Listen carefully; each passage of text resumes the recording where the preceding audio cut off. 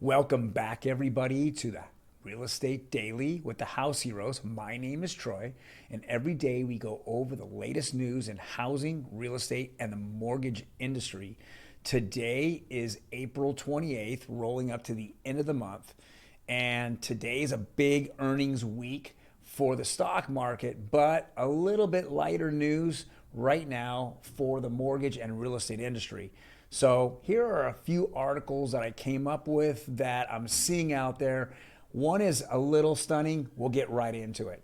This is from Redfin. It says housing market update. Typical buyer's monthly payment up 39%, the biggest annual gain on record. This shows from last year's monthly payments to this year's monthly payments, we're seeing a 39% jump. Now, there's several factors here. Obviously, the first thing that comes to mind is going to be the interest rates. And yes, the interest rates are pretty much double, but also the prices of homes, the home values have gone up 20% or more depending on the area. That's what we're seeing in this increase. But 39% is absolutely crazy. You can imagine if you bought a home 12 months ago that you're actually paying a significantly less than the guy who bought your model match on the same street. Crazy, crazy news. Something to look forward to or not look forward to, just depending on if you bought now or bought a year ago. Next article is from Housing Wire. Rocket Mortgage offers voluntary buyouts to 8% of workforce. So again, we just keep seeing this on a weekly basis. The mortgage industry, which was built the last several years off of refi, is now just letting that particular part of the workforce right back into general population and letting them go. So we're seeing this on a fairly, normal basis. And this is what happens when a market gets really, really hot, especially interest rates go down, and then it gets really, really cold on interest rates. And we're just seeing that, shift back and forth. But yes, Rocket Mortgage laying off or at least asking for voluntary buyouts at the moment. We'll see where the layoffs come next. And very, very important news here. It says a quarterly GDP drop doesn't always lead to recession. This is crazy. This is really important. So the last 3 months, the GDP, which had been going up on the fourth quarter about 6%, a little over 6%, was supposed to be going up about 1.6%. But when the numbers came out today, it was very, very dramatic. We saw the GDP go down, gross domestic product go down 1.4%. That is a stunner. And what does this mean for the mortgage and housing industry? Everyone asks that question. Well, it's one step into the recession grave right now, meaning that if you have typically back-to-back quarters with negative GDP, that's almost a definition of recession.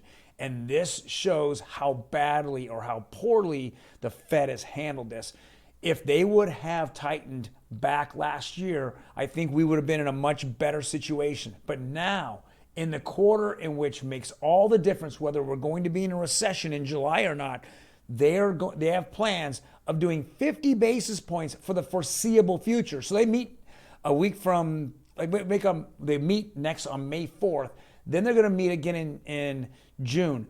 This is crucial. If they go and raise rates too much, they're going to impact the economy, which is going to be a negative GDP, and they will alone put us in, recession. Now, I know there's a lot of other factors involved, but these are very, very important times for them to make the right decision. We easily could be in a recession and seeing rates drop in the third quarter of this year. I know it kind of sounds crazy. Nobody thought about it.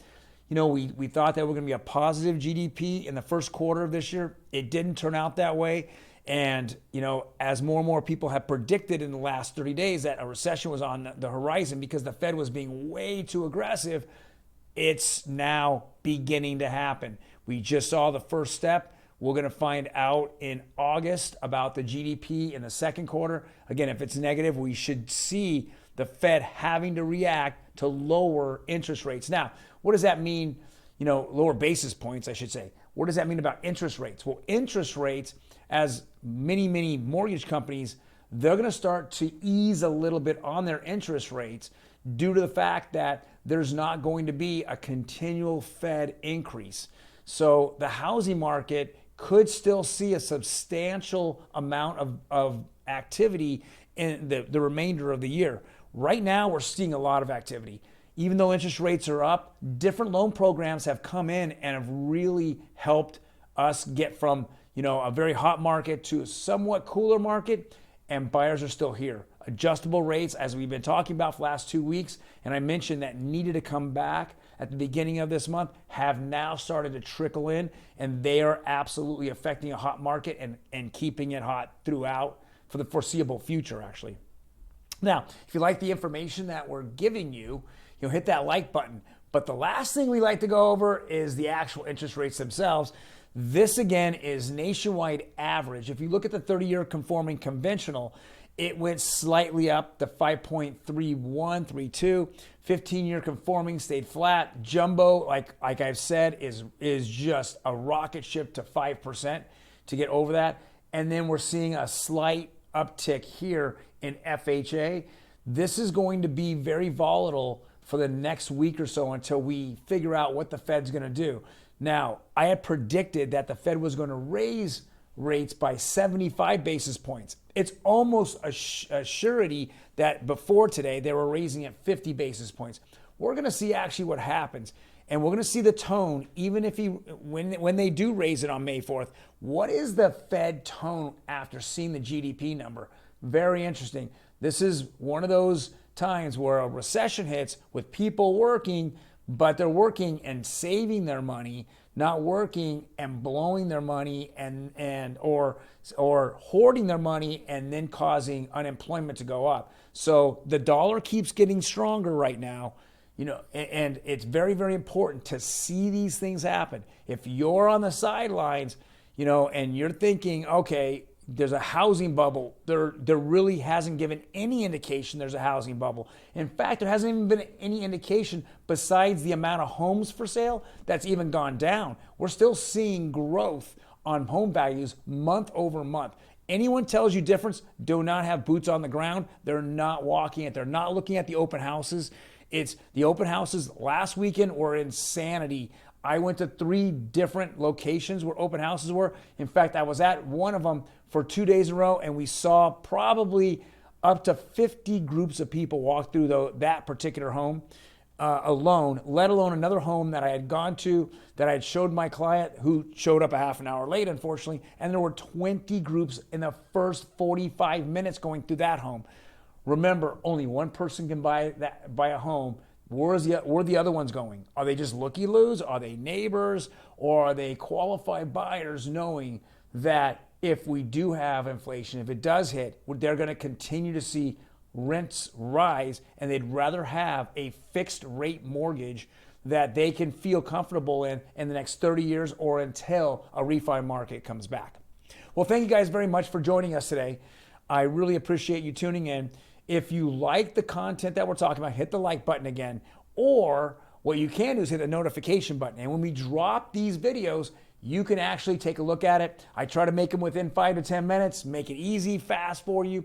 If you have any questions, please go ahead and comment in the comment section. Otherwise, you have a fantastic day, and I'm looking forward to seeing you on Friday.